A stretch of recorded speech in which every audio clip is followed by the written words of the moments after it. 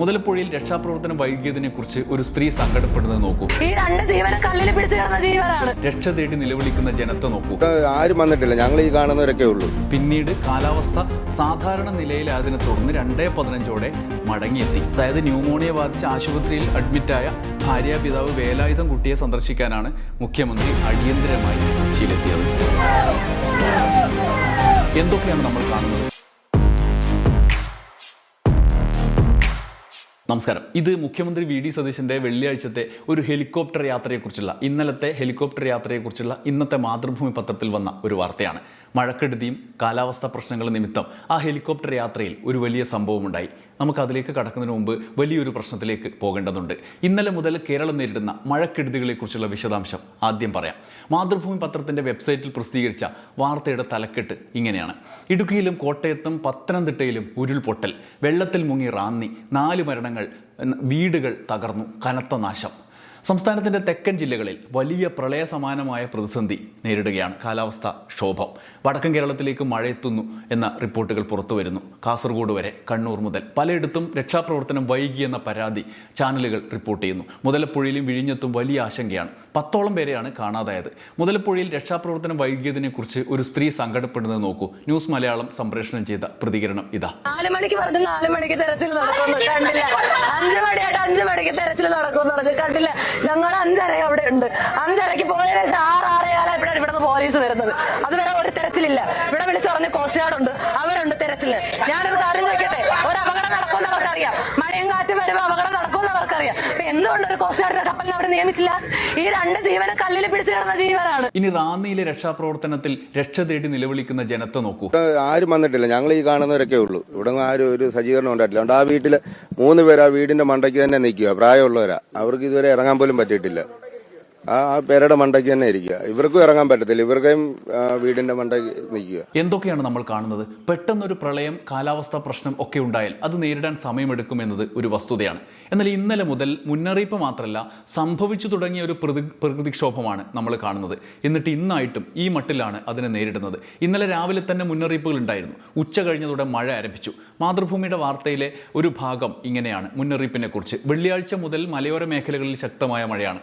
സംസ്ഥാനത്ത് 100ഓളം സ്ഥലങ്ങളിൽ മണ്ണിടിച്ചിലുണ്ടായതായി വിവരം ലഭിച്ചതായി ദുരന്ത നിവാരണ authority member secretary Shekhar Kuriakose വ്യക്തമാക്കി.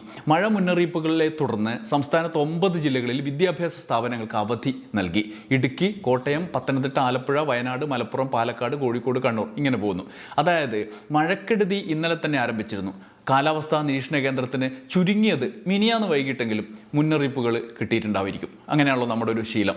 അങ്ങനെ മുന്നറിയിപ്പുകൾ നൽകാനുള്ള വിവരങ്ങൾ അന്നേ ലഭിച്ചിട്ട്, മിനിയാന്ന് ലഭിച്ചിട്ട്, അതുമല്ലെങ്കിൽ ഇന്നലെ സംഭവം നടന്നിട്ട് ഇന്നലെ സ്കൂളുകൾക്ക് അവധി പ്രഖ്യാപിച്ചത് അതുകൊണ്ടാണല്ലോ. ഒന്നുമില്ലെങ്കിൽ മഴ കനത്തു തുടങ്ങിയപ്പോഴെങ്കിലും മനസ്സിലാക്കാൻ കഴിയുന്ന അവസ്ഥ നമ്മുടെ മുമ്പിലുണ്ട്. എന്നാൽ എന്താണ് നടന്നത്?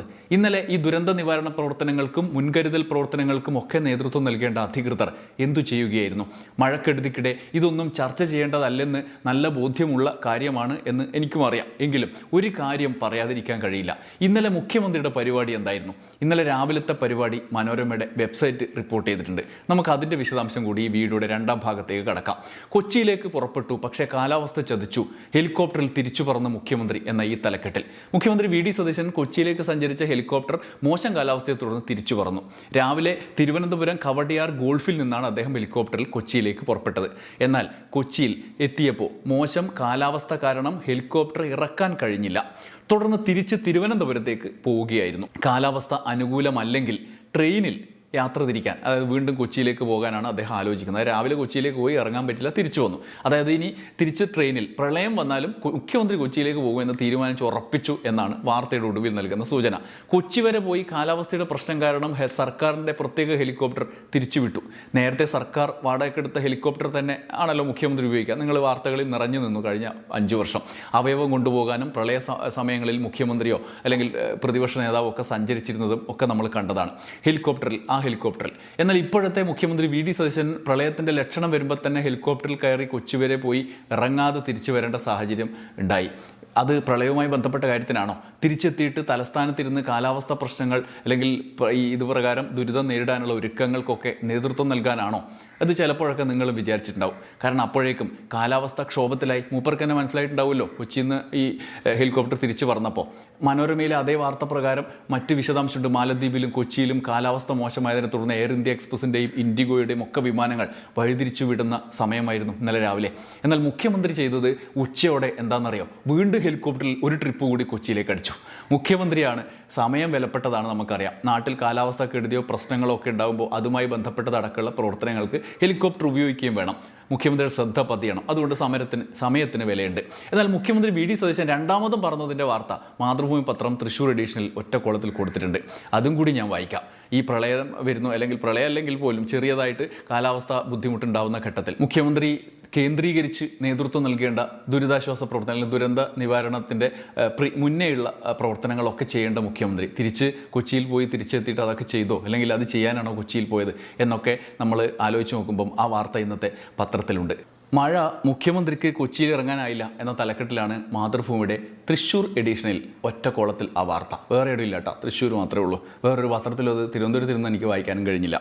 നെടുമ്പാശ്ശേരി കാലാവസ്ഥ മോശമായതിനെ തുടർന്ന് മുഖ്യമന്ത്രി വി.ഡി. സതീശൻ സഞ്ചരിച്ച ഹെലികോപ്റ്റർ കൊച്ചിയിൽ ഇറങ്ങാതെ തിരികെ തിരുവനന്തപുരത്തേക്ക് പോയി. വെള്ളിയാഴ്ച രാവിലെ 10 മണിയോടെയായിരുന്നു സംഭവം. പിന്നീട് കാലാവസ്ഥ സാധാരണ നിലയിലായതിനെ തുടർന്ന് 2:15 മടങ്ങിയെത്തി. ന്യൂമോണിയ ബാധിച്ച് ആശുപത്രിയിൽ പ്രവേശിക്കപ്പെട്ട ഭാര്യാപിതാവ് വേലായുധം കുട്ടിയെ സന്ദർശിക്കാനാണ് മുഖ്യമന്ത്രി അടിയന്തരമായി കൊച്ചിയിലെത്തിയത്. അതായത് ന്യൂമോണിയ ബാധിച്ച് ആശുപത്രിയിൽ അഡ്മിറ്റായ ഭാര്യാപിതാവ് വേലായുധം കുട്ടിയെ സന്ദർശിക്കാനാണ് മുഖ്യമന്ത്രി അടിയന്തരമായി കൊച്ചിയിലെത്തിയത്. ഇത് നിങ്ങൾ കേട്ടല്ലോ. ഇനി എനിക്ക് പ്രത്യേകിച്ചൊന്നും പറയാനില്ല. ഇന്ന് വരുന്ന ഒരു വാർത്ത കൂടി നിങ്ങൾ കേൾക്കണം. അതിനിടെ വന്ന വാർത്ത, അത് മെട്രോ വാർത്ത പ്രസിദ്ധീകരിച്ച മറ്റൊരു വീഡിയോയും അതിൻ്റെ വിശദാംശവും ആണ്. മുഖ്യമന്ത്രി വി.ഡി. സതീശൻ്റെ തുലാഭാരം കഴിഞ്ഞ ദിവസം നടത്തിയത് ആലുവ കപ്രശ്ശേരി ശ്രീ ചെരിക്കണ്ട സ്വയംഭൂ ഭഗവതി ക്ഷേത്രത്തിൽ ശർക്കര കൊണ്ട് തുലാഭാരം നടത്തിയതാണ്. മുഖ്യമന്ത്രി സതീശൻ്റെ വീഡിയോ കൂടി മെട്രോ വാർത്തയിൽ കാണുന്നുണ്ട്.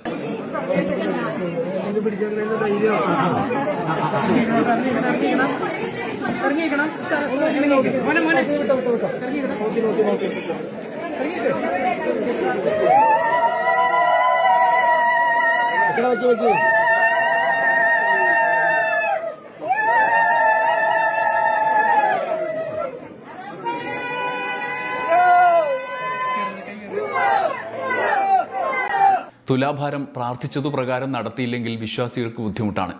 അതുകൊണ്ട് അത് നടത്തുക തന്നെ വേണം. കൂവി വിളിച്ച് ആചാരപ്രകാരം തന്നെ നടത്തണം. എന്നാൽ പ്രളയ മുന്നറിയിപ്പും അല്ലെങ്കിൽ ദുരന്തം വരാൻ കാലാവസ്ഥ പ്രകൃതിക്ഷോഭത്തിൻ്റെ മുന്നറിയിപ്പും ദുരന്തം നേരിടാനുള്ള ഒരുക്കങ്ങളും ചെയ്യേണ്ട സമയത്ത് ചെയ്യേണ്ടത് ചെയ്യുക തന്നെ വേണം എന്ന ബോധമായിരിക്കും അതിനെല്ലാം ഉപരി ഒരു മുഖ്യമന്ത്രിയെ, നാടിൻ്റെ നായകനെ നയിക്കേണ്ടത്. വി.ഡി. സതീശൻ നമ്മെ നയിക്കുമ്പോൾ അദ്ദേഹത്തിനും അത് ഉണ്ടാകണം എന്ന് തന്നെയാണ് നിങ്ങളെപ്പോലെ ഞാനും ആഗ്രഹിക്കുന്നത്. മഴയും കാറ്റും മണ്ണിടിച്ചിലും മുന്നറിയിപ്പുകളും ഗൗരവത്തോടെ കാണുക തന്നെ വേണം. ഓരോ ജീവനും വിലപ്പെട്ടതാണ്. ഈ മഴക്കെടുതികളെ നേരിടാനും നമുക്ക് ഒന്നിച്ച് കഴിയും എന്ന ആത്മവിശ്വാസത്തോടെ വിടാം. നന്ദി, നമസ്കാരം.